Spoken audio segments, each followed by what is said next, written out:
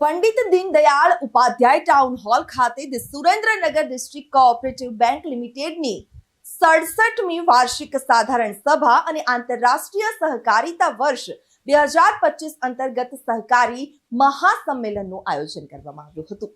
Chairman Hardevsinh પરમારે માહિતી આપી કે બેંકે ઇન્કમ ટેક્સ તથા જરૂરી પ્રોવિઝનો બાદ કરતા ₹10 કરોડથી વધારાનો ચોખ્ખો નફો કર્યો છે। વર્ષ 2024-25માં બેંકના માન્ય સભાસદોને બેંકના શેર પર 10% મુજબ ડિવિડન્ડ વહેંચણી કરાશે। ત્યારે આ કાર્યક્રમમાં નાયબ મુખ્ય દંડક જગદીશ મકવાણા અને દસાડા ધારાસભ્ય પીકે પરમારની વિશેષ ઉપસ્થિતિ રહી હતી। આ પ્રસંગે શ્રેષ્ઠ મંડળી શ્રેષ્ઠ શાખાને સન્માનિત કરવામાં આવી હતી। પ્રધાનમંત્રી જીવન સુરક્ષા વીમા યોજના હેઠળ ₹2 લાખનું અકસ્માત વીમા કવચ પણ આપવામાં આવ્યું હતું।